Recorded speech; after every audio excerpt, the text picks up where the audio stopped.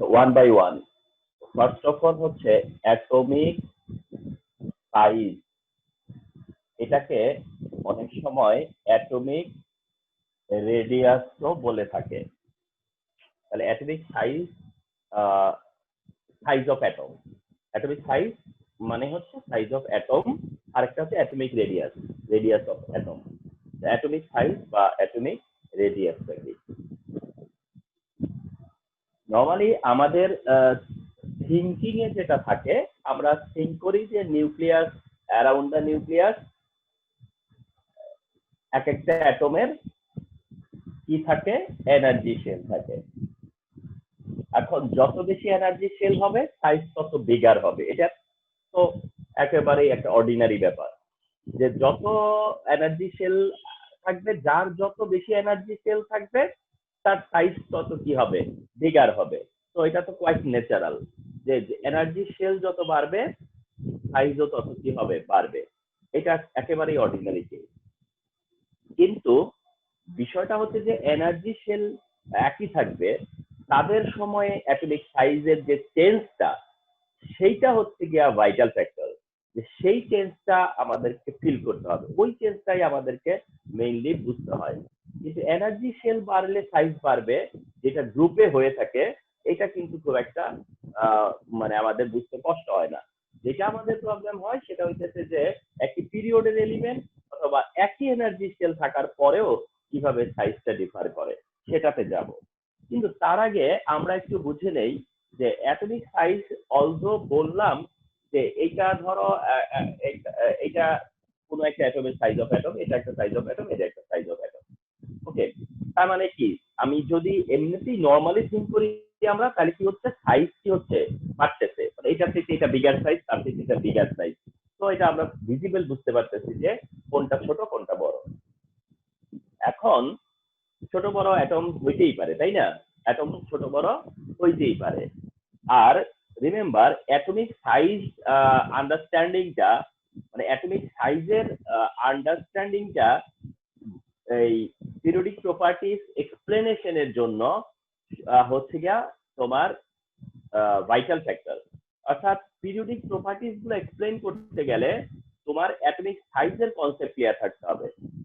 Atomic সাইজের concept clear থাকলেই কিন্তু আসলে পিরিয়ডিক প্রপার্টিজ গুলো প্রপারলি রিয়েলাইজ করা যায়। এখন অ্যাটমিক সাইজ মানে তোমরা কি বুঝো, আর অ্যাকচুয়ালি অ্যাটমিক সাইজ কি সেটা একটু দেখো। তোমরা যেটা বুঝো স্কুল লেভেল থেকে, স্কুল লেভেলে যেটা বোঝানো হয় সেটা হচ্ছে যে কোনো একটা অ্যাটমের নিউক্লিয়াস থেকে তার যে লাস্ট ইলেকট্রনের যে ডিসটেন্সটা, কোনো একটা অ্যাটমের নিউক্লিয়াস থেকে তার লাস্ট ইলেকট্রনের ডিসটেন্সটাকেই ধরা হয় হচ্ছে অ্যাটমিক সাইজ। মানে এটা তোমাদের পারসেপশন, এটা তোমাদের পারসেপশন। তোমরা অ্যাটমিক সাইজ বলতে যা বুঝো তা হচ্ছে নিউক্লিয়াস থেকে লাস্ট ইলেকট্রনের ডিসটেন্স। আরো যদি কেউ মানে তোমার হচ্ছে লাস্ট ইলেকট্রন না ভেবে থাকে, আরো যদি সে পিছিয়ে থাকে, তাহলে সে ভাবে যে নিউক্লিয়াস থেকে লাস্ট অরবিটের ডিসটেন্স। আচ্ছা, নিউক্লিয়াস থেকে লাস্ট অরবিটের ডিসটেন্স যে ভাবে, হ্যাঁ, মানে যে থিঙ্ক করে, যার থিঙ্কিং এ এটা আছে যে নিউক্লিয়াস থেকে লাস্ট অরবিটের ডিসটেন্স, সে অনেকটা পিছিয়ে আছে কনসেপ্ট থেকে। যেভাবে যে লাস্ট ইলেকট্রনের ডিসটেন্স, সে কিছুটা এগিয়ে আছে, সে কিছুটা এগিয়ে আছে। লাস্ট অরবিটের ডিসটেন্স যে ভাবতেছে, সে একদম ফলস ভাবতেছে, অর্থাৎ তার ভাবনাটা একেবারেই রং। আর যে ভাবতেছে লাস্ট ইলেকট্রনের ডিসটেন্স, সে তাও একটু বেটার ভাবতেছে যে না, লাস্ট ইলেকট্রনের ডিসটেন্স, কিন্তু তারপরেও নট অ্যাকুরেট, তারপরেও সেটা অ্যাকুরেট না। অর্থাৎ এর কোনোটাই অ্যাটমিক সাইজের মেজারমেন্ট না, এর কোনোটাই অ্যাটমিক সাইজের মেজারমেন্ট না। কেন না, কিছু বুঝায় বলি না। সেটা হয়ে গেছে যে তোমরা মনে রাখবা, কোনো ইলেকট্রনকে লোকেট করা যায় না। অর্থাৎ তুমি এই ইলেকট্রনটা এখানে আছে ভেবে তুমি মেপে দিবা যে এতটুকু ডিস্টেন্সে আছে, এটা সম্ভব না। কোন ইলেকট্রন এইভাবে তোমার জন্য বসে থাকে না যে আমি বসে আছি, আমি কত দূরে আছি তুমি মেপে নাও। তোমাকে সুযোগই দিবে না সে মাপার জন্য, ঠিক আছে? তো ইলেকট্রন সবসময় থাকে কি, ডাইনামিক থাকে। ইলেকট্রনের লোকেশন কখনোই এক্স্যাক্টলি ঠিক, মানে এক্স্যাক্ট থাকে না।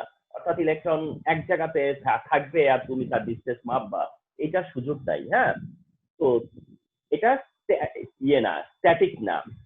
স্ট্যাটিক হচ্ছে নিউক্লিয়াস, স্ট্যাটিক হচ্ছে নিউক্লিয়াস সেন্টার পজিশনটা। তখন অ্যাটমিক রেডিয়াস বা অ্যাটমিক সাইজ বলতে অ্যাকচুয়াল মিনিংটা কি জানো?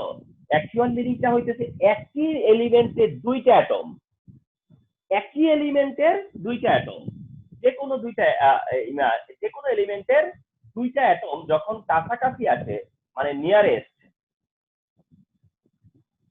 দুইটা অ্যাটম, ওকে, কোন এলিমেন্টের দুইটা অ্যাটম, কোন এলিমেন্টের দুইটা অ্যাটম, মনে করো এটা যদি ক্লোরিন হয় তবে এটাও ক্লোরিন, এটা যদি সোডিয়াম হয় তবে ওটাও সোডিয়াম, এমনটা আর কি।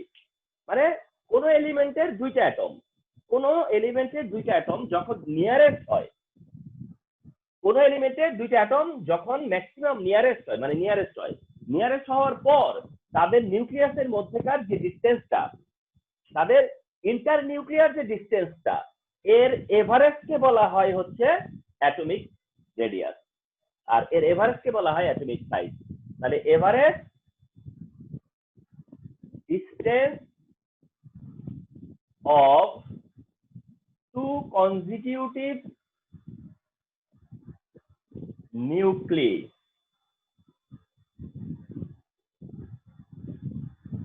অফ, আচ্ছা অফ দরকার নাই,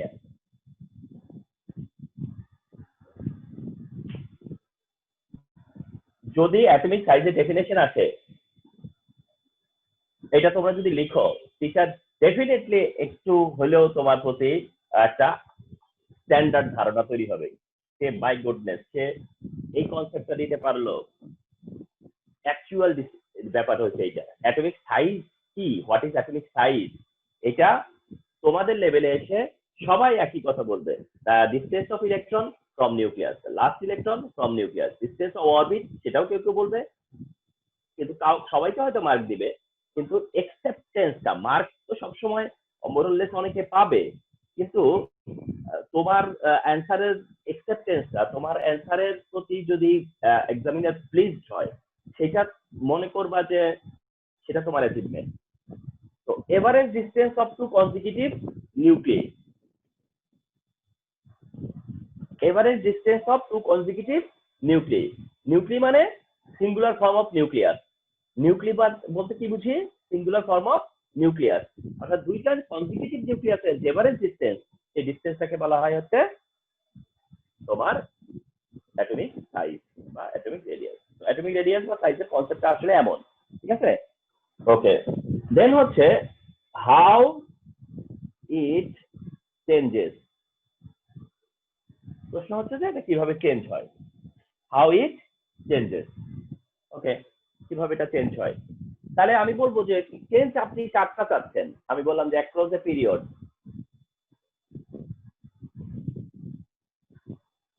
অ্যাক্রস দ্য পিরিয়ড, অর্থাৎ একটা পিরিয়ডে, অ্যাক্রস দ্য পিরিয়ড মানে একটা পিরিয়ড যখন আমরা পার করি, একটা পিরিয়ড যখন আমরা ওভারকাম করি, তখন কিভাবে চেঞ্জ হয়, how it changes atomic size across the period, কিভাবে একটা পিরিয়ডে সেটা চেঞ্জ হয়। দেন তোমার ফার্স্ট তুমি বলবা যে across the period, across a period atomic size decreases, এটা তোমার অ্যান্সার, যে across the period atomic size decreases, atomic size কি হয়, একটা পিরিয়ডে ডিক্রিজ হয়। লেফট থেকে রাইটে across the period বলতে বলা লাগবে না, এটা আমরা বুঝে নিব যে তুমি কি মিন করতেছো, লেফট টু রাইট। তো across the period atomic size decreases, atomic size decreases, এটা হচ্ছে কি তোমার ফার্স্ট তুমি অ্যান্সার করে দিলা, যে তোমার অ্যান্সারটা হয়ে গেল যে তুমি কি মানে অ্যাটমিক সাইজ কিভাবে চেঞ্জ হয় আর কি। হ্যাঁ, আচ্ছা, তাহলে এখন ডিক্রিজ হয়, তারপরে তুমি এখন ডিক্রিজ কেন হয় সেই রিজন এক্সপ্লেনেশনে যাচ্ছ, যে কেন ডিক্রিজ হয়, ঠিক না? কেন ডিক্রিজ হয়, as the number of proton increases in nucleus, তারপর কি যে as the number of proton increases in nucleus, নিউক্লিয়াসে কি বাড়ে across the period number of proton increase হয়, as the number of proton increases in nucleus, নিউক্লিয়াসে কি হয় number of proton increase হতে থাকে, কেন কারণ অ্যাটমিক নাম্বার ইনক্রিজের সাথে সাথে এটা ইনক্রিজ হয়, as the number of proton increases in nucleus. Okay, but the energy level remain same. ঠিক আছে, তারপরে বলতেছো যে but the energy level remain same, অর্থাৎ এনার্জি লেভেল কি হচ্ছে একই থাকতেছে, but the energy level remain same, energy level কি থাকতেছে সেম থাকতেছে, so that the attraction of nucleus upon electron increases, তারপরে তো সেন্টেন্সটা কি, so that the attraction of nucleus upon electron increases, অর্থাৎ নিউক্লিয়াসের অ্যাট্রাকশনটা কি হচ্ছে ইলেকট্রনের প্রতি বাড়তেছে, ঠিক না? দেখো কিভাবে তুমি তোমার কথাগুলো বলে যাচ্ছ। ওকে, তুমি বলছো যে across the period atomic size decreases, আমি মেনে নিছি, তারপরে তুমি বলতেছো যে as the number of proton increases in nucleus, সেটাও আমি মেনে নিবই, হ্যাঁ, but the energy level remain same, মানে তোমাকে মনে রাখতে হবে বা তোমাদেরকে মনে রাখতে হবে তোমার প্রত্যেকটা সেন্টেন্স যেন অ্যাকুরেট হয়, তোমার প্রত্যেকটা সেন্টেন্স যেন মেসেজ দেয়, প্রত্যেকটা সেন্টেন্স যেন একটা সেন্টেন্স থেকে আরেকটা সেন্টেন্স যেন আলাদা হয়। আমাদের স্টুডেন্টদের হয় কি 10টা লাইন লিখলে ওগুলাকে দেখা যাবে যে সামারাইজ করলে 3টা লাইন হবে, কারণ ওই 10 লাইনের মধ্যে সে প্রায় একই রকম কথাই বলতেছে। So that the attraction of nucleus upon electron increases, কি হচ্ছে ইনক্রিজ হবে, ইনক্রিজ হবে। Okay, as a result atomic size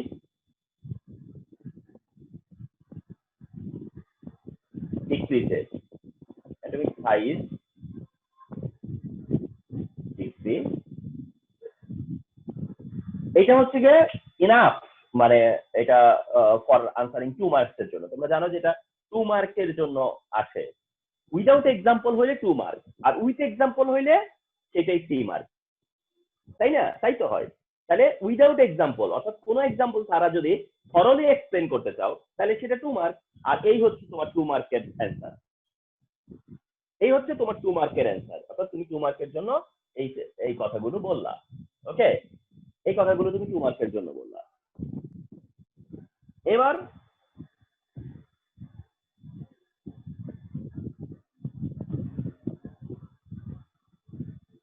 for example,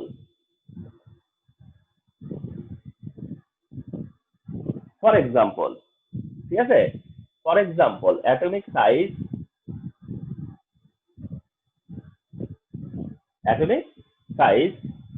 lithium, আচ্ছা, atomic size of element in second period, second পিরিয়ডে এলিমেন্ট দিয়ে এটা বেশিরভাগ সময় আসে, ঠিক আছে, লিথিয়াম,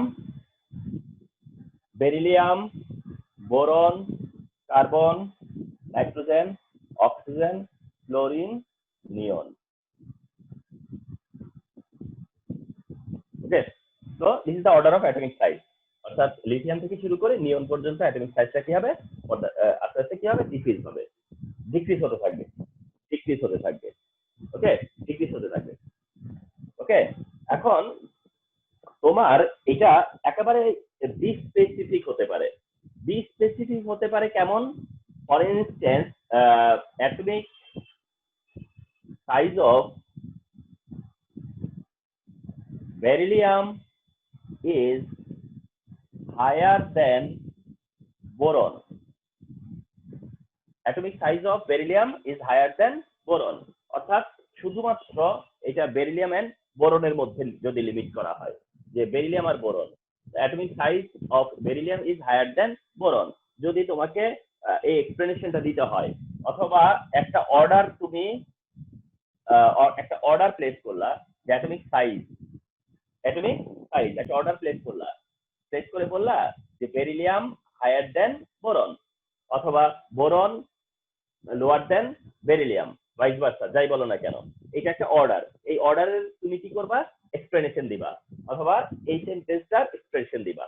এই সেন্টেন্স অথবা এই অর্ডার এর এক্সপ্লেনেশন দিবা। যখন এর এক্সপ্লেনেশন দিবা, তখন ওই যে প্রিভিয়াস টাইমে আমি যেই সেন্টেন্স গুলো দিলাম না, সেই কথা বলবা। কি বলবা, তুমি বলবা যে beryllium and boron has same energy level but with increasing atomic number, the number of proton increases in their nucleus, number of proton increases and the attraction of nucleus upon electron increases, so that the size of beryllium boron is less than beryllium। কথাটা আসবে এইভাবে যে boron is less than beryllium, so that মানে আসলে যে ছোট সেটা, তোমার কথাগুলো যখন অ্যারেঞ্জ করবা, তোমার কথা সেন্টেন্স মেকিং এর সময় ওই কথাটা আসবে যে কে ছোট, অর্থাৎ কে বড়, সেই কথা কিন্তু আসে না। তাহলে তুমি ওইভাবে সেন্টেন্স বিল্ড আপ করতেছো তোমরা, যাতে করে অ্যান্সার দাঁড়াবে কি জানো, কে বলার, কার সাইজ কম সেটা কিন্তু এস্টাবলিশ হবে। কিন্তু তোমারে যদি এস্টাবলিশ করতে হয় যে কে বিগার কে হায়ার, তাহলে তুমি জাস্ট এটা কনক্লুশনে যায় বলে দিবা সো দ্যাট দিয়ে। তুমি যখন তোমার কথায় কথায় আসবে কি যে beryllium size of beryllium is less than boron, yeah size of boron is less than beryllium, এই কথাটা যখন তুমি এস্টাবলিশ করবা বা এই কথাটা এস্টাবলিশ হবে, কিন্তু এস্টাবলিশ হলেও তুমি যদি তোমার কাছে যদি জানতে চাওয়া হয় যে এটা হায়ার কেন, তাহলে তুমি শুধু কনক্লুশন সেন্টেন্সটা চেঞ্জ করে দিবা। কনক্লুশন করবা যে সময়, সেই সময় সেন্টেন্সটাকে জাস্ট চেঞ্জ করে দিবা, জাস্ট তখন বলবা so that beryllium is higher than boron. কিন্তু তুমি যখন সেন্টেন্স গুলো মেক করবা, রিমেম্বার মেক করার সময় কিন্তু আর এটা এস্টাবলিশ হবে যে কোনটা ছোট, এটা এস্টাবলিশ হবে যে কোনটা ছোট পিরিয়ডের বেলায়। আই এগেন রিপিট, পিরিয়ডের ডেসক্রিপশনের সময় কোনটা ছোট সেটা এক্সপ্লেনেশন থেকে এস্টাবলিশ হয়। কিন্তু যদি তোমাকে বলতে হয় যে কোনটা বিগার, মানে তোমার কোশ্চেনে গিভেন কোশ্চেনে যদি হয় কোনটা হায়ার, তাহলে কিন্তু সেক্ষেত্রে ওই সেন্টেন্সটা কনক্লুশনে যায় চেঞ্জ করবা। তো এইভাবে অ্যাটমিক সাইজের পিরিয়ডে কিভাবে চেঞ্জ হয়, এটা স্পেসিফিক্যালি দিতে হতে পারে, ওভারঅল দিতে হতে পারে, ওভারঅল অথবা specific. And remember there is no exception, there is no exception. Atomic সাইজের কোনো এখানে কোনো এক্সেপশন নাই, লেফট থেকে রাইটে কোনো এক্সেপশন নাই। ওকে,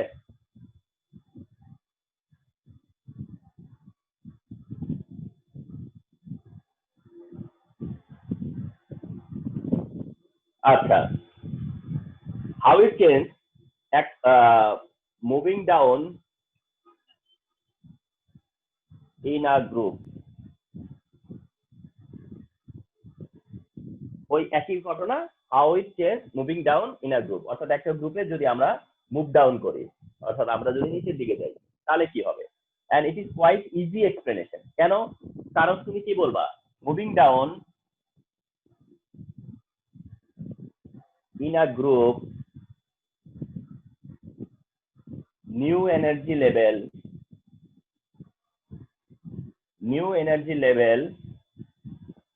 is added। বাস, এইটাই তোমাকে মানে অ্যান্সার করতে হেল্প করবে যে যত নিচের দিকে যাচ্ছ নিউ এনার্জি লেভেল কি হচ্ছে, অ্যাড হচ্ছে, so that the size of atom increases. এখানে নিউক্লিয়াসের অ্যাট্রাকশন নিয়ে কোনো কথাই আসবে না। এখানে নিউক্লিয়াসের অ্যাট্রাকশন কোনো ম্যাটারই না। নিউক্লিয়াসের অ্যাট্রাকশন আপন ইলেকট্রন এখানে কোনো কিছুই না, কারণ লেভেল। তাহলে পিরিয়ডের ফ্যাক্টর কি, অ্যাট্রাকশন অফ নিউক্লিয়াস। পিরিয়ডে যেহেতু এনার্জি লেভেল সেম, তাহলে সেখানে কাজ করতেছে কোনটা, অ্যাট্রাকশন অফ নিউক্লিয়াস। আর গ্রুপে কাজ করতেছে কোনটা, নিউ এনার্জি লেভেল। তো সাইজ ডিক্রিজ হওয়ার কারণ আর ইনক্রিজ হওয়ার কারণে দুইটা ডিফারেন্ট ফ্যাক্টর। তো গ্রুপে কি হবে, সাইজ ইনক্রিজ হবে, ভেরি সিম্পল, গ্রুপে সাইজ ইনক্রিজ হবে। ওকে, তো এটা তোমরা যে যাই দেখ না কেন এটা এক্সপ্লেন করতে পারবা। আচ্ছা, এখন আমরা আমার একটা ইনস্ট্রাকশন তোমাদেরকে দিচ্ছি, একটা খুব ইম্পর্টেন্ট ইনস্ট্রাকশন। রিমেম্বার, এখন যে ইনস্ট্রাকশনটা আমি দিতে যাচ্ছি খুব ইম্পর্টেন্ট একটা instruction.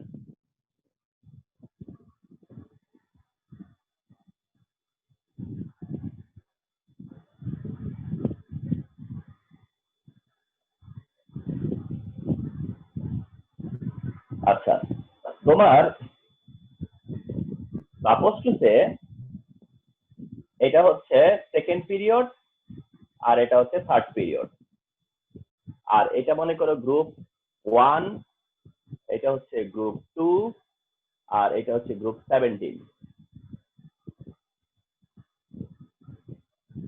Group 1, group 2, group 17। Group 2 তে তোমরা জানো বেরিলিয়াম, আর এখানে হচ্ছে সোডিয়াম, আর এই পাশে হচ্ছে ক্লোরিন। ওকে, তাহলে এরকম ধরো এলিমেন্ট, তিনটা এলিমেন্ট দিল, তোমাকে বললো যে explain their size, atomic size, explain their order of atomic size, explain order of atomic size, explain order of atomic size. এটা করতে গেলে যদি ক্রিয়েটিভে হয়, তোমরা নোটিস করতেছো, যদি ক্রিয়েটিভে হয় তাহলে কিন্তু তিনটা এলিমেন্ট দেয়, অর্থাৎ দুইটা এলিমেন্ট দিয়ে এখন আর দেয় না, দুইটা এলিমেন্ট দিয়ে দেয় না এখন আর, এখন আর সেটা দুইটা এলিমেন্টের মধ্যে নাই, এখন এটা থাকে হচ্ছে তিনটা এলিমেন্টের মধ্যে। ওকে ফাইন, এখন তিনটা এলিমেন্টের মধ্যে যেটা হয় আবার সেটা হইতেছে যে তিনটা এলিমেন্ট কি হয় জানো, তোমার দুইটা এলিমেন্ট থাকবে একই পিরিয়ডে, একটা এলিমেন্ট থাকবে অ্যানাদার পিরিয়ডে। একদম আমার এই অবজারভেশন কোশ্চেন অ্যানালাইসিস করে পাওয়া গেছে, সেটা হইতেছে যে তোমার তিনটা এলিমেন্ট হবে, যেটা সেই তিনটা এলিমেন্টের মধ্যে দুইটা এলিমেন্ট থাকবে একই পিরিয়ডে, আরেকটা এলিমেন্ট থাকবে অন্য কোনো পিরিয়ডে, অর্থাৎ পিরিয়ড চেঞ্জ থাকবে। আচ্ছা, তো এই সলিউশনটা মানে এই এই অ্যান্সার করতে গেলে তোমাদেরকে এই অর্ডারটা যে এস্টাবলিশ করবা, অর্থাৎ অ্যাটমিক সাইজের যে অর্ডারটা এস্টাবলিশ করবা, সেটা করতে আমার একটা সাজেশন মেনে নিবা। এই সাজেশনটা হচ্ছে, যখন তিনটা এলিমেন্টের মধ্যে অ্যাটমিক সাইজের অর্ডার এক্সপ্লেইন করতে বলবে, তখন তোমরা এই অ্যান্সারটা দুই ভাগ করবা। অর্থাৎ একটা ভাগ করবা কি, element in same period, elements in same period, এই এক্সপ্লেনেশনটা এইটা আগে এস্টাবলিশ করবা। সাইজ ইস্যুতে ফার্স্টে কোনটা সেট করবা, সেটা হচ্ছে elements in same period, elements in same period, অর্থাৎ এখানে বেরিলিয়াম আগে আছে, বেরিলিয়ামে আগে হাত দিবা না, বেরিলিয়াম আগে আছে বলে বেরিলিয়ামে আগে হ্যান্ড মানে অ্যাপ্লাই করার দরকার নাই, বেরিলিয়ামকে ফার্স্টে ইন্ট্রোডিউস করানোর দরকার নাই। ওকে, অর্থাৎ তোমরা যেটা করবা সেটা হচ্ছে যে আগে কোনটা সেটেল করবা, কোনটা আগে এস্টাবলিশ করবা, অর্থাৎ যেই দুইটা এলিমেন্ট একই পিরিয়ডে আছে, যেই দুইটা এলিমেন্ট একই পিরিয়ডে আছে তাদের অ্যান্সারটা আগে করবা, মানে তাদের ডিসিশনটা আগে নিবা। যেমন এইখানে তুমি ডিসিশন নিবা যে সোডিয়াম থেকে ক্লোরিন স্মলার, এই ডিসিশনটাতে তো আগে আসবা। তার মানে আই ইনস্ট্রাক্টেড ইউ যে কি করবা, এলিমেন্টস অফ দোজ যারা কিনা কি একই পিরিয়ডে, তাদের ডিসিশন আগে আসবা, তাদের ডিসিশনে আগে আসবা। অর্থাৎ তুমি এই ডিসিশনে আসবা যে ক্লোরিন আর সোডিয়ামের মধ্যে তোমার হচ্ছে সাইজ কি হচ্ছে, ক্লোরিনের সাইজ স্মল, সোডিয়ামের সাইজ হচ্ছে মোল। তো এটা তো এই যে এইটা এক্সপ্লেন করতে গেলে আমরা যে কথাগুলো কিছুক্ষণ আগে পর্যন্ত বলে আসছি সেই কথাগুলো দিয়েই এক্সপ্লেন করবা। আমি প্রথমবার যে সেন্টেন্স গুলো লিখে দিয়েছিলাম তোমাদেরকে, একদম মানে জাস্ট ওই সেন্টেন্স গুলো মাথার মধ্যে ক্যাচ করে রাখো, ঠিক আছে, সেইগুলো দিয়ে এটা বুঝিয়ে দিবা। ওকে ফাইন, তাহলে কি হলো যে মানে আমার ইনস্ট্রাকশন কি, যে দুইটা এলিমেন্ট পিরিয়ডে আছে তাদেরকে আগে তাদের অর্ডারটা আগে কি করবা, এস্টাবলিশ করবা। অর্থাৎ তুমি এস্টাবলিশ করবা যে সোডিয়াম এন্ড ক্লোরিনের মধ্যে সাইজ ডিক্রিজ হচ্ছে সোডিয়াম টু ক্লোরিন, অর্থাৎ সোডিয়াম হচ্ছে সাইজ হচ্ছে হায়ার দেন ক্লোরিন, অথবা ক্লোরিনের সাইজ হচ্ছে লোয়ার দেন সোডিয়াম, এটা আগে এস্টাবলিশ করবা। এবং সেটা কিভাবে বলবা, পিরিয়ডের লেফট থেকে রাইটে যাচ্ছ, সেম এনার্জি লেভেল থাকতেছে, কিন্তু প্রোটন নাম্বার বাড়ার সাথে সাথে নিউক্লিয়াসের অ্যাট্রাকশন বাড়তেছে, সো দ্যাট নিউক্লিয়াসের অ্যাট্রাকশন বাড়তে হচ্ছে সাইজও কমতেছে, এস্টাবলিশ হয়ে গেল। So that you can say যে সোডিয়াম হায়ার দেন ক্লোরিন। এটা হওয়ার পরে তারপরে কি করবা জানো, তারপরে পয়েন্টটা দিবা হচ্ছে এলিমেন্টস ইন ডিফারেন্ট পিরিয়ড,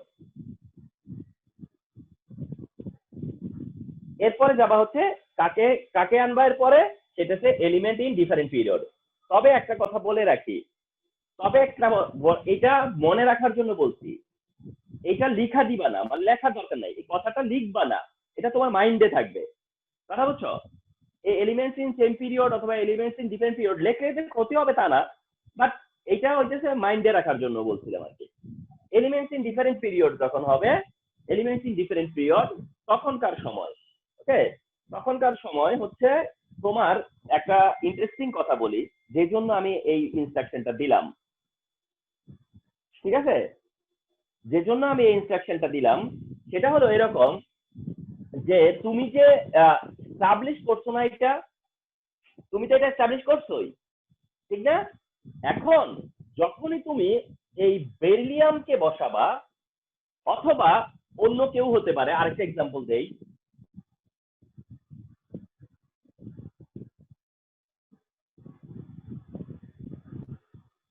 মনে করো জিনিসটা এটাও সেকেন্ড রইলো,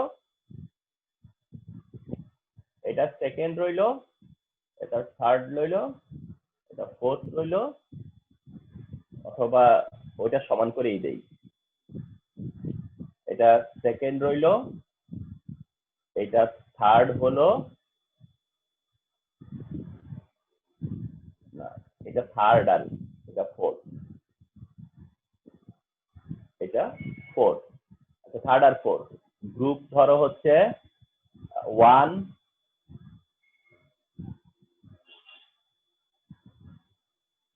গ্রুপ হলো গিয়া 2, আর গ্রুপ হলো গিয়া 17। গ্রুপ 1 এ ধরো এখানে আছে হচ্ছে গিয়া ক্যালসিয়াম, ওখানে আছে হচ্ছে ক্লোরিন, আর এখানে আছে sodium.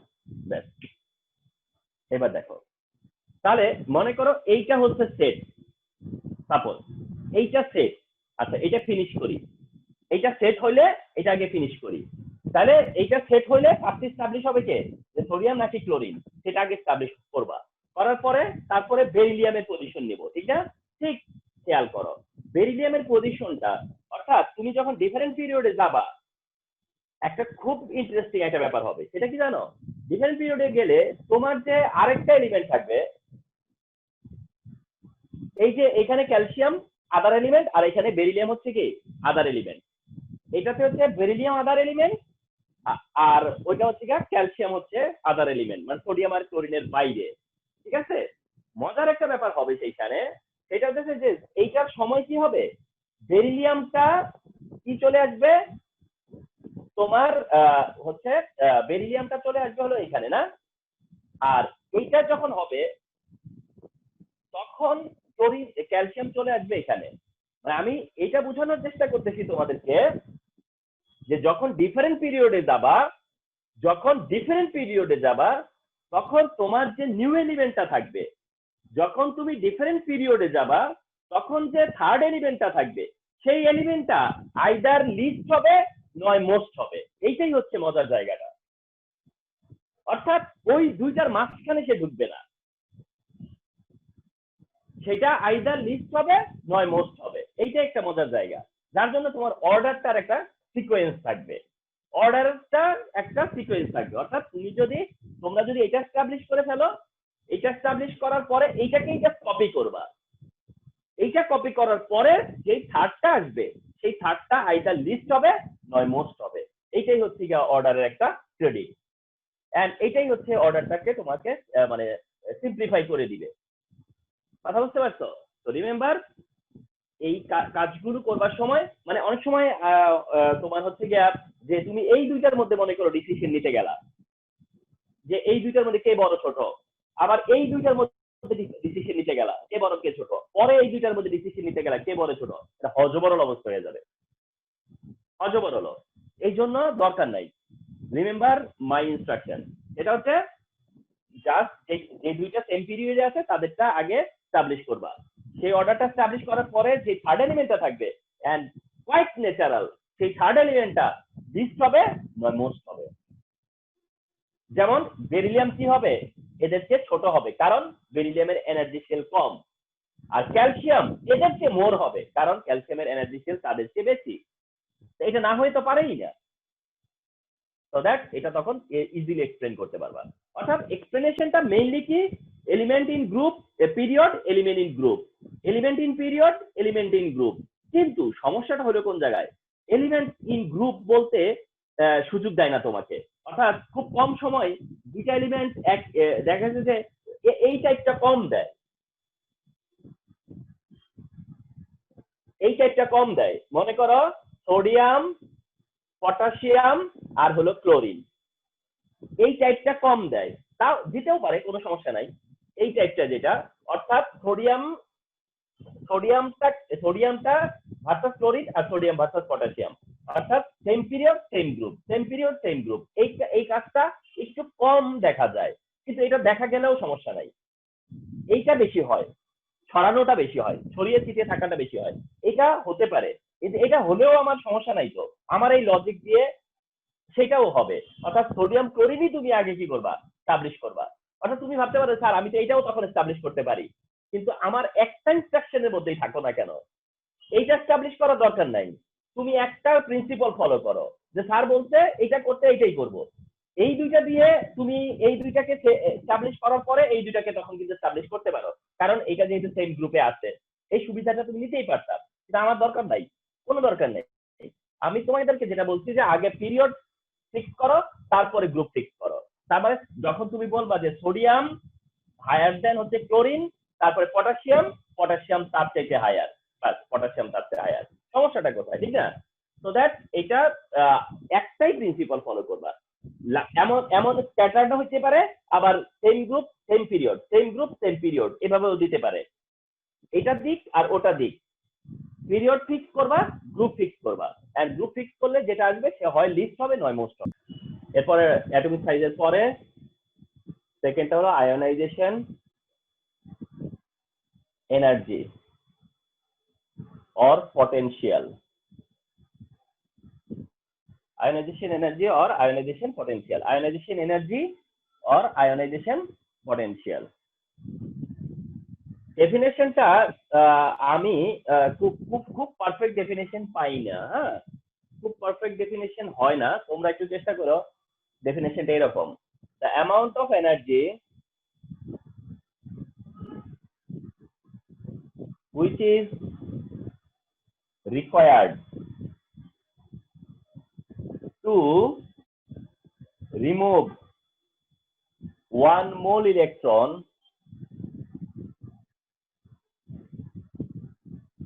from 1 mole gaseous atom to produce, আচ্ছা এত বাড়াইলাম না, আর দরকার নাই, atom is called ionization energy, ionization energy, so the amount of energy, ওকে। তো যেহেতু এটা আয়োনাইজেশন এনার্জি আর আয়োনাইজেশন পটেনশিয়াল, তাহলে অফকোর্স এটা ডিফাইন করতে হবে কি, যেটা একটা টাইপ অফ এনার্জি। তার জন্য ডেফিনেশনটা এরকম, the amount of energy which is required, এটা মানতে হবে প্রথমে। The amount of energy which is required মানে তার মানে এটা কি, এমন একটা এনার্জি যেটা রিকোয়ার্ড এনার্জি, এই ফিলটা থাকতে হবে যে এটা হচ্ছে একটা রিকোয়ার্ড এনার্জি। তো the amount of energy which is required, কি জন্য required, to remove 1 mole electron, to remove 1 mole electron, তার মানে ইলেকট্রন রিমুভ করতে চাইলে এনার্জি সেখানে কি হবে, রিকোয়ার্ড হবে। To remove 1 mole of electron from 1 mole of gaseous atom, অর্থাৎ 1 মোল ইলেকট্রন তুমি রিমুভ করতে গেলে 1 মোল গ্যাসিয়াস অ্যাটম থেকেই রিমুভ করতে হবে, ইজ কল্ড আয়োনাইজেশন এনার্জি। এটাকে আমরা বলি হচ্ছে আয়োনাইজেশন এনার্জি, এটাই হচ্ছে ionisation energy.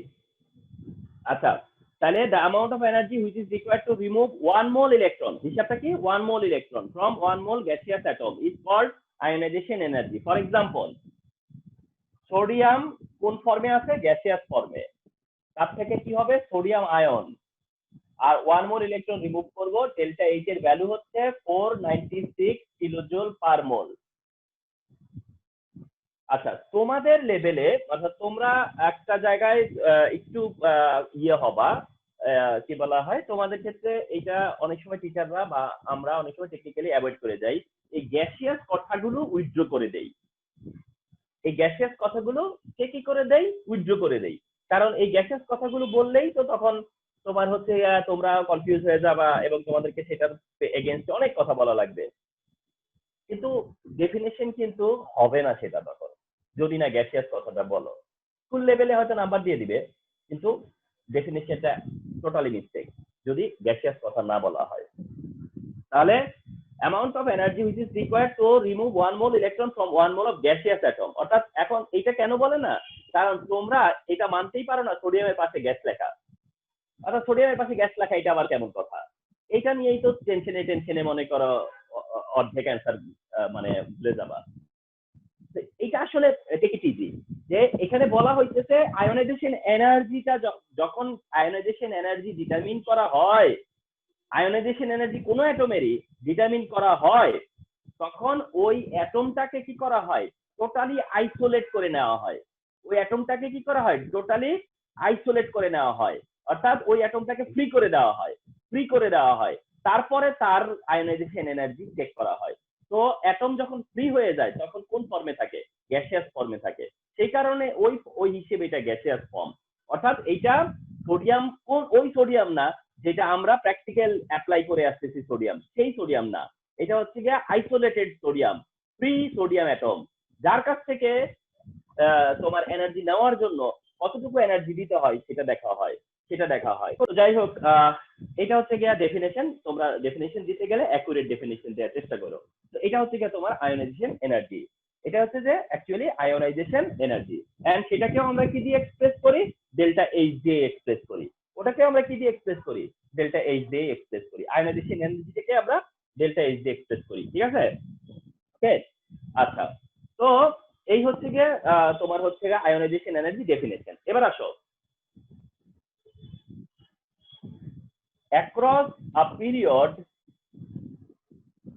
ionization energy increases। একটা পিরিয়ডে, অর্থাৎ যত লেফট থেকে যত রাইটে যাবা, হ্যাঁ, লেফট থেকে রাইটে across a period ionization energy কি হয়? ইনক্রিজ হয়। তাহলে ডিসিশন এটা জানতে হবে যে লেফট থেকে রাইটে আয়োনাইজেশন এনার্জি কি হয়। Left to right ionization energy চেঞ্জটা কি? Left to right ionization energy চেঞ্জটা কি? তখন across the period ionization energy increases। কেন? as the size of atom decreases। এই যে তারপরে কি? as the size of atom decreases। যেহেতু সাইজ অফ অ্যাটম ডিক্রিজ হচ্ছে, কি হচ্ছে? ডিক্রিজ হচ্ছে, তাহলে across the period ionization energy increase হয়। আমি জানতে চাইলাম কেন? তুমি বললা যে as the size of atom কি ডিক্রিজেস, অর্থাৎ সাইজ অফ অ্যাটম যেহেতু ডিক্রিজ হচ্ছে, তো সাইজ অফ অ্যাটম ডিক্রিজ হওয়াতে কি হয়েছে? তখন বললাম, ঠিক আছে, with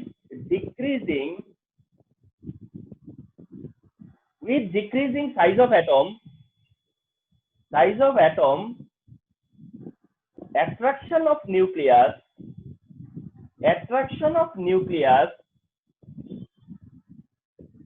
upon electrons increases।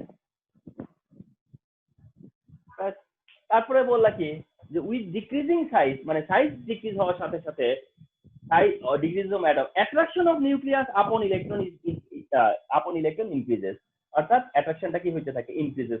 Increase হতে থাকে। তার মানে এই যে লিঙ্ক করা একটা সেন্টেন্সের সাথে একটা লিঙ্ক করে আরেকটা সেন্টেন্স, সেই সেন্টেন্সের লিঙ্ক আরেকটা সেন্টেন্স, ওই সেন্টেন্সের লিঙ্ক আরেকটা সেন্টেন্স, এইভাবে সেন্টেন্স গুলো যেন কি হয়? একটার সাথে আরেকটা লিঙ্ক হয় এবং টোটালি প্রত্যেকটা সেন্টেন্স যেন ইন্ডিভিজুয়াল হয়। এটা একটু মাথায় রাখবা। ওকে, তারপরে তোমার এটা হচ্ছে বেসিক কথাবার্তা। তারপরে তোমাকে যে এক্সাম্পল দিবে সেই এক্সাম্পলের ওভার দিস এক্সাম্পল সেটা অ্যাপ্লাই করে দিবা। সেটা তখন জাস্ট কি করে দিবা? অ্যাপ্লাই করে দিবা। Okay, so this is the this is concept of ionization energy.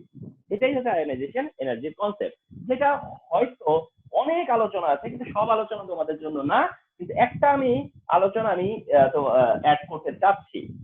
একটা জিনিস অ্যাড করতে চাচ্ছি, সেটা হলো আয়োনাইজেশন এনার্জি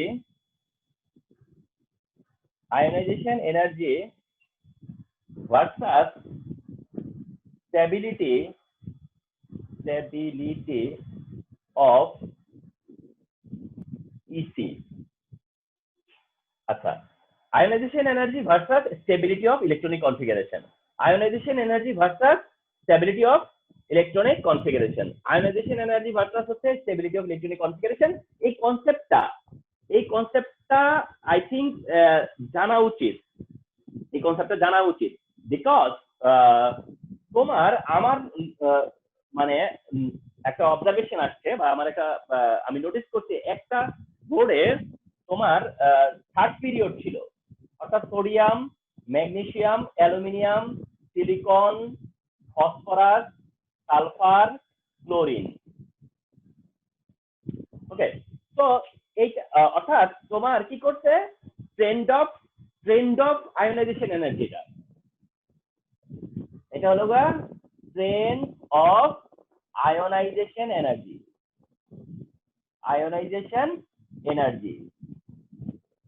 এখন এটা হচ্ছে trend of ionization energy of third period element. এটা থার্ড পিরিয়ড এলিমেন্টের ট্রেন্ড অফ আয়োনাইজেশন এনার্জি, যেটা আমি সেদিনও তোমাদেরকে দেখালাম, যে increase decrease increase increase decrease increase.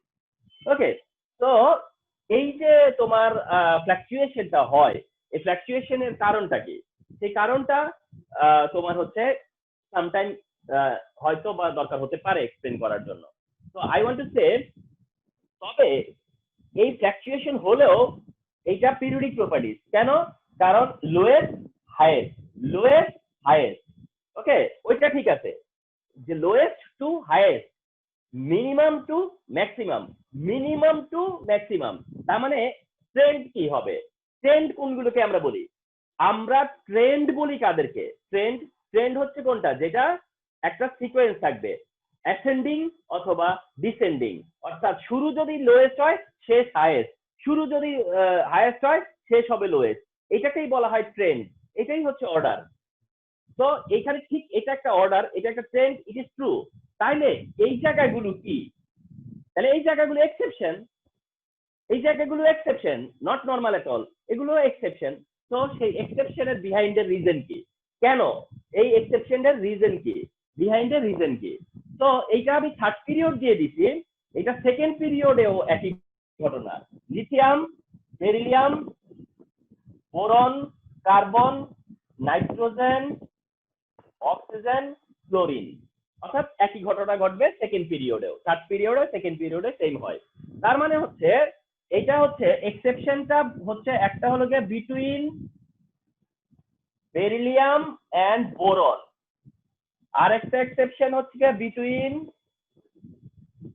Nitrogen and oxygen. ঠিক আছে, তাহলে তোমার এক্সেপশন বিটুইন হচ্ছে beryllium boron, and exception between হচ্ছে গিয়ে নাইট্রোজেন এন্ড অক্সিজেন। অর্থাৎ এই দুইটা এক্সেপশন, বেরিলিয়াম বোরন এক্সেপশন আর নাইট্রোজেন অক্সিজেন এক্সেপশন, এইটা তোমাদের মেমোরিতে থাকতে হবে। আচ্ছা, তার জন্য বেরিলিয়াম হচ্ছে 4, যেটা 1s2 2s2, আর বোরন হলো 5, যেটা 1s2 2s2 2p1, আর নাইট্রোজেন যেটা সেটা 7, এটা হচ্ছে 1s2 2s2 আর 2p3, আর অক্সিজেন হচ্ছে 8, যেটা হচ্ছে 1s2 2s2 আর 2p4। ওকে, তাহলে খুব করে খেয়াল করো, তাহলে between beryllium boron, ionization energy of beryllium more than boron. Between nitrogen oxygen, ionization energy of nitrogen more than oxygen. Okay, তার মানে between beryllium boron, ionization energy of beryllium more than boron. আর একটা between nitrogen and oxygen, ionization energy of nitrogen more than oxygen, which and these two are exception, because এটা লেফটে এটা রাইটে, এটা লেফটে ওটা রাইটে, আর আমরা জানি যে যত রাইটে তত বেশি হওয়ার কথা, whereas এটা কম। কেন? আচ্ছা, একটা মজার ব্যাপার বলি, এটা হচ্ছে যে এই কমা মানে কিন্তু ও কমে গেছে এটা না। কমা মানে একজন যদি ধরো সোশ্যালি কেউ একজন যদি মনে করো সোশ্যালি সে কি হয়ে গেছে, মনে করো বলা হয়েছে যে সে এখন মানে তোমার সলভেন্ট না, সে রিচ না। রিচ না মানে সে পোর হয়ে যাওয়া তা না, গরিব হয়ে গেছে তা না, হয়তো তার চাইতে অন্যরা আরো বেশি রিচ হয়ে গেছে, যার কারণে সে এখন আর আগের মতো রিচ না, এমনটা আর কি। অর্থাৎ এরা কিন্তু কি হয় নাই, এমন না যে ওদের এনার্জি আয়নাইজেশন এনার্জি কমে গেছে তা না, আসল হচ্ছে যে এদের আয়নাইজেশন এনার্জিটা বেড়ে গেছে। এদের আয়নাইজেশন এনার্জি নর্মালের চেয়ে বেশি, এদের আয়নাইজেশন এনার্জি ট্রেন্ডের চেয়ে বেশি বা নর্মালের চেয়ে বেশি। এটার কারণ কি? কারণ খুবই সোজা, সেটা হলো এর আউটার শেল আর এর আউটার শেল। অর্থাৎ বেরিলিয়ামের আউটার শেল 2s2, বেরিলিয়ামের আউটার মোস্ট শেলটা কি 2s2, যেটা কোয়াইট স্টেবল, যেটা কোয়াইট স্টেবল, কারণ s2 ফর্মে আছে। এটা অনেকটা কার মতো? হিলিয়ামের মতো। এটা অনেকটাই হিলিয়াম স্টেবল, স্টেবল ঠিক। এইটা স্টেবল যেমন, তেমনি p3 যেটা ওটাও স্টেবল। কেন? p3 কি হাফ ফিল্ড অরবিটাল, p3 কি হাফ ফিল্ড অরবিটাল, তার মানে p3 টাও কি স্টেবল, p3 টা স্টেবল। তার মানে হচ্ছে বেরিলিয়ামটা 2s2 যেটা কিনা কোয়াইট স্টেবল, এই নাইট্রোজেন যেটা p3 সেটাও কি কিছুটা কি স্টেবল। এই স্টেবল হওয়ার কারণে তাদের ইলেকট্রন দেওয়ার টেন্ডেন্সি কমে যাবে, তাদের ইলেকট্রন দেওয়ার টেন্ডেন্সি কমে যাবে। আর যার কারণে আমাকে কি করতে হবে? এক্সট্রা এনার্জি দিতে হবে, আমাকে কি করতে হবে? এক্সট্রা এনার্জি দিতে হবে। So you must mention extra, you need to mention extra, extra কথাটা আসতে হবে। অর্থাৎ এদের বেশি হওয়ার কারণ হচ্ছে ফর প্রোভাইডিং এক্সট্রা এনার্জি। এদেরকে কেন এদের আয়নাইজেশন এনার্জি তার নেক্সট এলিমেন্ট থেকে বেশি? এর কারণটা হচ্ছে you have to give more energy, extra energy to break the stability. অর্থাৎ তারা নর্মাল যে পরিমাণ এনার্জি দিতে হইতো তা তো দিবাই, তার সাথে তারা এক্সট্রা দাবি করতেছে। কেন? কারণ দে আর স্টেবল। যার কারণে তাদেরকে যে এক্সট্রা দিচ্ছ, এক্সট্রা দিচ্ছ, তার কারণে ওই যে পরের যে এলিমেন্টটা তার থেকে তাদের আয়নাইজেশন এনার্জিটা বেড়ে গেছে, বেড়ে গেছে। সো দ্যাট এই হচ্ছে এক্সপ্লেনেশন। এই জন্য এই কথাটা মনে রাখবা যে স্যার বলতে কে ionization energy versus stability of electronic configuration. অর্থাৎ আয়নাইজেশন এনার্জির এক্সেপশন গুলো যেখানে যেখানে অবজার্ভ করব সেগুলোর কারণ হবে তাদের স্টেবিলিটি, তাদের স্টেবিলিটি।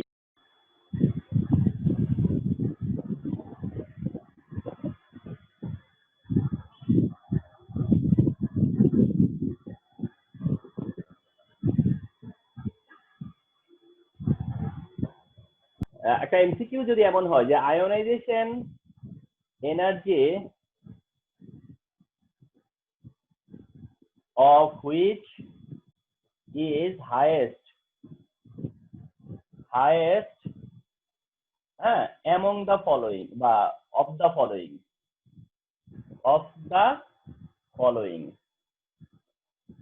যখন of the following বলে তখন এমন হলো option A beryllium, option B boron, option C nitrogen, option D oxygen suppose. ঠিক আছে? এটা ধরো এটা the ionization energy of which is highest of the following, অর্থাৎ of the following যদি এখন বলবে of the following তার মানে এর মধ্যে থেকে কার হাইয়েস্ট, তখন অ্যান্সার কার হবে? নাইট্রোজেন। তখন অ্যান্সারটা কি হবে? নাইট্রোজেন হবে।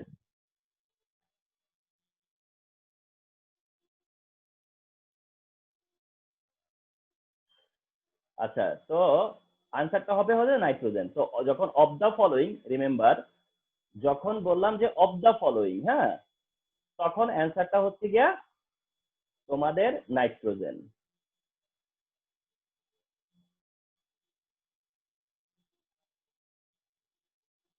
ওকে, তাহলে যখন বলছো অফ দা ফলোইং তখন কিন্তু অ্যান্সার কি? নাইট্রোজেন। কারণটা হচ্ছে খেয়াল করো, আমরা বলেছি যে beryllium higher than boron, beryllium higher than boron, কিন্তু তার মানে এটা না যে বেরিলিয়াম থেকে তারপরে যে কার্বন আছে, এরপরে নাইট্রোজেন আছে বা অক্সিজেন আছে, ওদের থেকে বেরিলিয়াম হায়ার, এমনটা কিন্তু বলা হয়নি, ঠিক না? সো দ্যাট আর নাইট্রোজেন ভার্সেস অক্সিজেনের মধ্যে কে হায়ার? Nitrogen higher. ওকে, তাহলে ওভারঅল কি দাঁড়াইলো, লোয়েস্ট হচ্ছে লিথিয়াম আর হাইয়েস্ট হচ্ছে fluorine. Lowest lithium, highest fluorine, কিন্তু সেকেন্ড হাইয়েস্ট হওয়ার কথা ছিল অক্সিজেনের, না হয়ে কে হয়েছে, নাইট্রোজেন। তারপরে থার্ড হাইয়েস্ট কে, অক্সিজেন। এরপরে ঠিক কে, কার্বন। এরপরে ঠিক কে, কার্বনের আগে কে হওয়ার কথা ছিল, বোরন। বোরন না হয়ে কে হয়ে গেছে, বেরিলিয়াম। তারপরে আসছে হচ্ছে বোরন এবং সবশেষে লিথিয়াম। তার মানে শুরু লিথিয়াম দিয়ে, শেষ ফ্লোরিন দিয়ে, মাঝখানে একটু এলোমেলো। তো যাই হোক, এইটার মধ্যে যে কোনো পার্ট দিয়েও তো বলতে পারি যে which of the following is correct order, which of the following is correct order,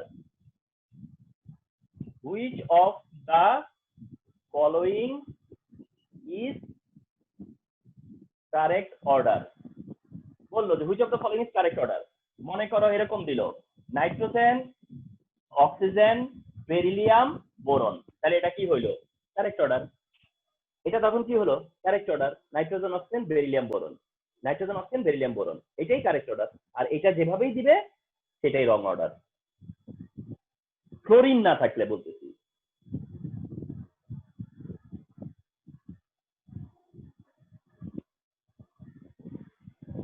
আচ্ছা, ইলেকট্রন অ্যাফিনিটি দিয়ে বেশি কথা বলবো না, শুধু ইলেকট্রন অ্যাফিনিটি কি সেটা শেয়ার করব। ইলেকট্রন অ্যাফিনিটি, তোমাদের আয়োনাইজেশন এনার্জি ইম্পর্টেন্ট, সে কারণে একটু বেশি কথা বলছি। তাহলে দেখো, ইলেকট্রন অ্যাফিনিটি যদি ডিফাইন করতে বলে ইলেকট্রন অ্যাফিনিটি, তাহলে বলবা এটা ঠিক একইভাবে, the amount of energy, the amount of energy which is evolved, এই যে তার মানে হচ্ছে এইবার এনার্জি কি হলো, প্রডিউস হবে। প্রডিউস হওয়া মানে ইভলভ হওয়া, প্রডিউস হওয়া মানে ইভলভ হওয়া। the amount of energy which is evolved when one mole electron is accepted by one mole gaseous atom is called electron affinity. ওটাকে বলা হয় হচ্ছে ইলেকট্রন অ্যাফিনিটি। তাহলে ইলেকট্রন অ্যাফিনিটি ডেফিনেশন হচ্ছে এটা। হ্যাঁ, এখন একটু বলি, ইলেকট্রন অ্যাফিনিটিকে ইলেকট্রন গেইনিং এনার্জি বলে, ইলেকট্রন গেইনিং এনার্জি বলে। যেমন আয়োনাইজেশন এনার্জিকে কি বলতেছি, আয়োনাইজেশন এনার্জি, তো ওইটা তো একটা এনার্জি। আয়োনাইজেশন এনার্জিকে কি বলতেছি, আয়োনাইজেশন এনার্জি, তো ওটা তো একটা এনার্জি। কিন্তু ইলেকট্রন অ্যাফিনিটি, সেটাও যে একটা এনার্জি, এটা অনেক সময় আমাদের এই ইলেকট্রন অ্যাফিনিটির কারণে মনে হয় না। তার জন্য এটাকে মনে রাখবা, এটা হচ্ছে ইলেকট্রন গেইনিং এনার্জি। এটা হচ্ছে এনার্জি যেটা হচ্ছে electron gaining energy, and this is the definition. And don't mistake to write one mole. One mole কিন্তু থাকতেই হবে। এই যে ক্লোরিন গ্যাসিয়াস ফর্মে আছে, ওয়ান মোল ইলেকট্রন নেয়ার পরে ওয়ান মোল ক্লোরাইড হবে গ্যাসিয়াস ফর্মে, এবং that time delta H equal to -348 kilojoule per mole. দেখো, তোমরা যদি কিলোজুল পার মোল বলে আসতেছো না, কিলোজুল পার মোল, কিলোজুল পার মোল, আচ্ছা কিলোজুল পার মোল বলে যদি আসোই, তাহলে সেই পার মোল কিসের পার মোল? ঠিক আছে, তার মানে এই যে for one mole electron, for one mole atom, এই কারণে এটা পার মোল। ওকে, তাহলে এটা হচ্ছে ইলেকট্রন অ্যাফিনিটির ডেফিনেশন বা কনসেপ্ট। আর যেহেতু হিট ইভলভ হয়, এখানে হিট প্রডিউস হয়, সে কারণে হচ্ছে ডেলিস কত, -348। যেহেতু ইভলভ হচ্ছে এই জন্য মাইনাস, যেহেতু ইভলভ হচ্ছে সেজন্য মাইনাস। তো এই হচ্ছে গিয়ে তোমার ইলেকট্রন অ্যাফিনিটি। ইলেকট্রন অ্যাফিনিটি থেকে আমি একটা এমসিকিউ দিব এখন। দেখো, তোমার এই এই হ্যাঁ, এইটা একটা এক্সাম্পল। হ্যাঁ, মনে করো এটা কলেজে, এটা এইচএসসি তে আসছিল, এটা এইচএসসি তে আসছে, এইচএসসি তে। কিন্তু আমি একটা কথা বলে রাখি, আমি কিছু কিছু খেয়াল করছি যে এইচএসসি তে যে কনসেপ্টটা একটু ওল্ড হয়ে যায় বা একটু পুরনো হয়ে যায়। হ্যাঁ, আমি এদের কিছু কিছু কনসেপ্টকে দেখেছি যে স্কুলে পরে অ্যাপ্লাই করতে। সেটা আমি তোমার হচ্ছে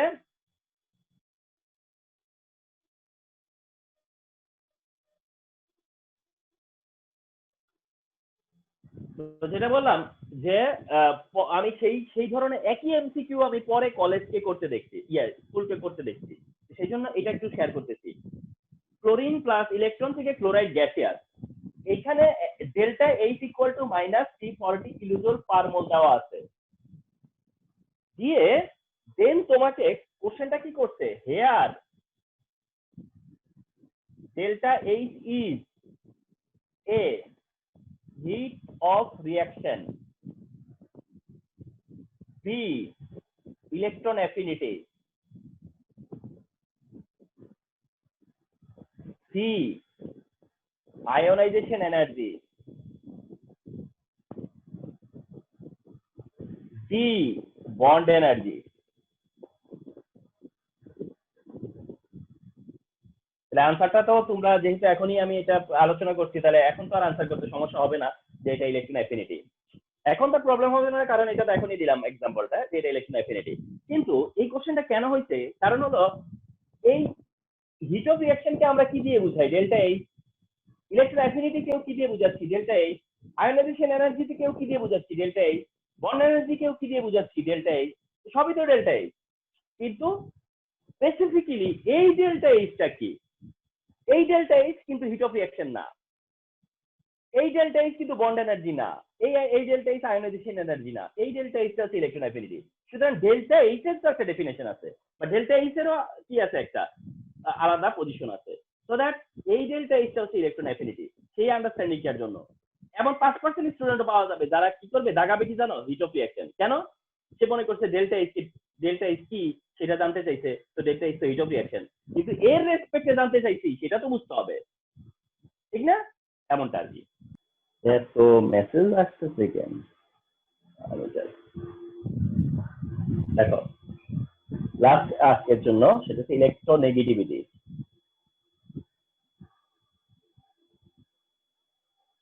ওকে, তো ইলেকট্রোনেগেটিভিটি এটাই দিয়ে শেষ করতেছি ক্লাস। হ্যাঁ, আচ্ছা শোনো, ইলেকট্রোনেগেটিভিটি এটা ভেরি ইম্পর্টেন্ট পার্ট। ইলেকট্রোনেগেটিভিটিটা একটা ভেরি ইম্পর্টেন্ট পার্ট। আচ্ছা, এখন একটু বলি, সেটা হচ্ছে যে আয়োনাইজেশন এনার্জি যেটা, আয়োনাইজেশন এনার্জি ওটা একটা form of energy. Ionization energy যেটা, ওটা একটা form of energy. Electron affinity যেটা, ওটাও কিন্তু একটা ফর্ম অফ এনার্জি। আয়োনাইজেশন এনার্জিটাও এনার্জি, অ্যাফিনিটিটাও energy, but electronegativity not at all energy. Electronegativity কোনো এনার্জি না, এটা আগে প্রথম মাথার মধ্যে নিতে হবে যে এটা কোনো প্রকারের কোনো এনার্জি না, এটা জাস্ট একটা অ্যাট্রাকশন। এটা হচ্ছে একটা অ্যাট্রাকশন। ওকে, এটা হচ্ছে অ্যাট্রাকশন। সো দ্যাট ইলেকট্রোনেগেটিভিটি এটা একটা হচ্ছে টাইপ অফ অ্যাট্রাকশন, এটা মানতে হবে প্রথমে। এবং এটা প্রথমে ডেফিনেশন দেই, এটা ডেফিনেশন ও স্যাটিসফ্যাক্টরি ডেফিনেশন স্টুডেন্টদের কাছ থেকে পাওয়া যায় না। ডেফিনেশনটা এরকম দিতে হবে, the relative attraction, the relative attraction of atoms in a covalent bond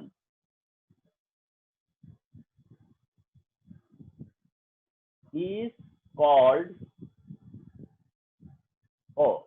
covalent bond upon bond electrons is called electronegativity.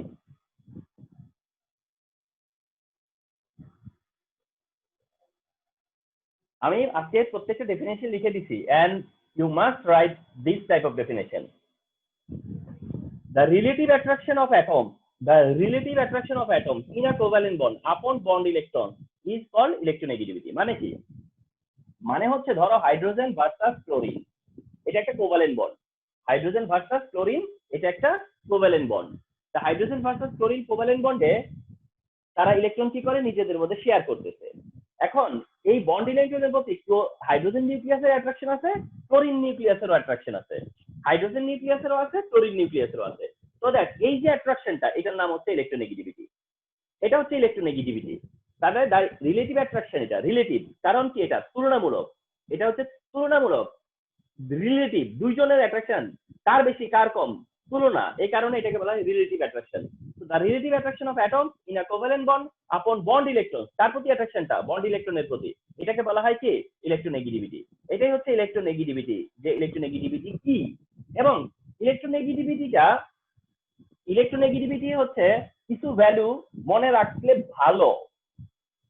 Chlorine হচ্ছে 4, অক্সিজেন হচ্ছে 3.5, ক্লোরিন হলো 3.1, নাইট্রোজেন হচ্ছে 3, ক্লোরিন অক্সিজেন ক্লোরিন নাইট্রোজেন, কার্বনটা জানা ভালো, কার্বন হচ্ছে 2.5,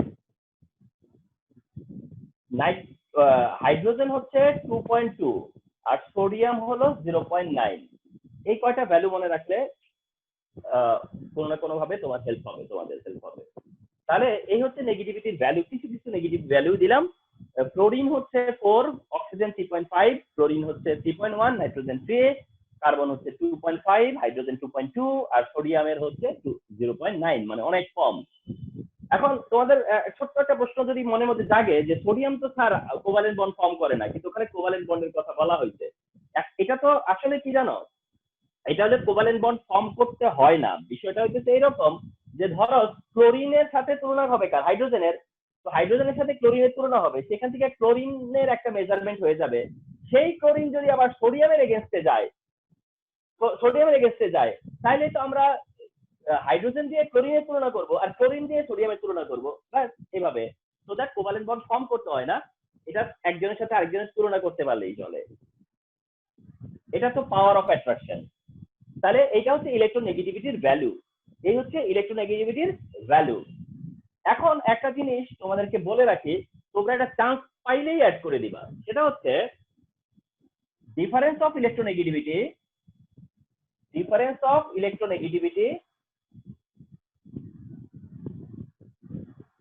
and nature of compound।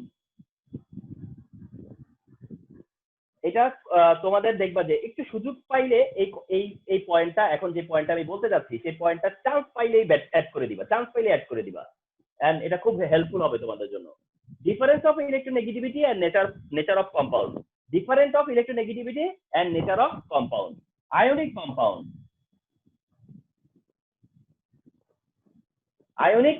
হ্যাঁ, ionic compound যদি হয় তাহলে ডিফারেন্স অফ ইলেকট্রোনেগেটিভিটি হতে হয় হচ্ছে, আমরা ডেল্টা ইএন দিয়ে বুঝাই এটাকে।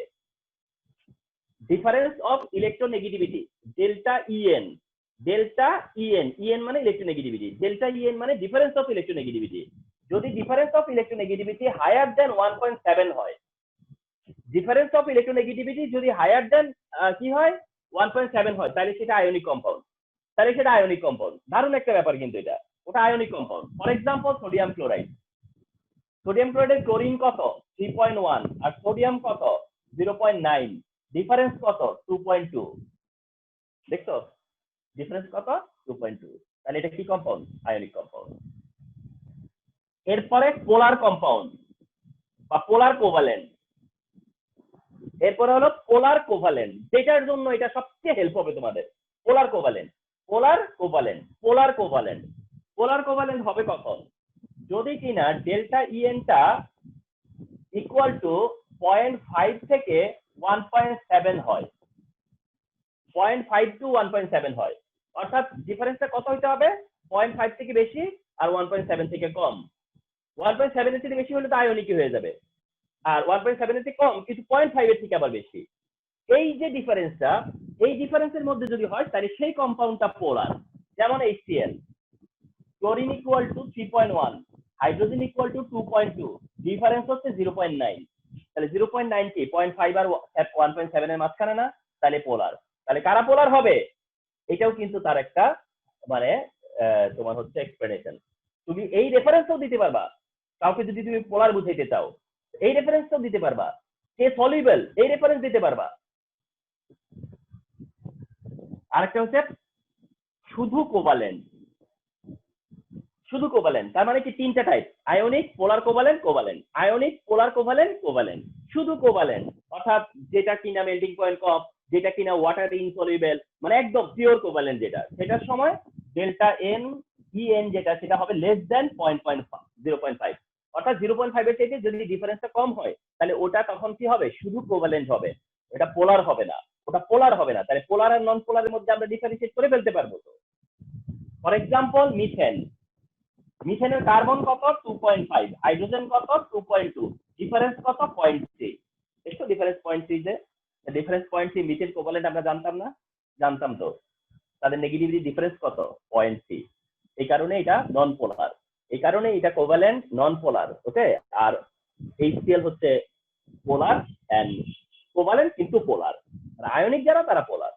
তো এই যে পোলার না নন পোলার সেটা কিন্তু এই ইলেকট্রোনেগেটিভিটির কনসেপ্ট দিয়ে তোমরা প্রয়োজনে এক্সপ্লেন করতে পারো। ওকে, হ্যাঁ স্যার আমার একটা কোয়েশ্চেন ছিল, ওয়াটার তো পোলার কোভ্যালেন্ট তাই না?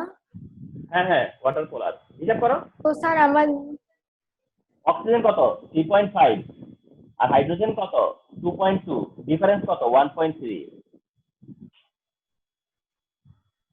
জি স্যার।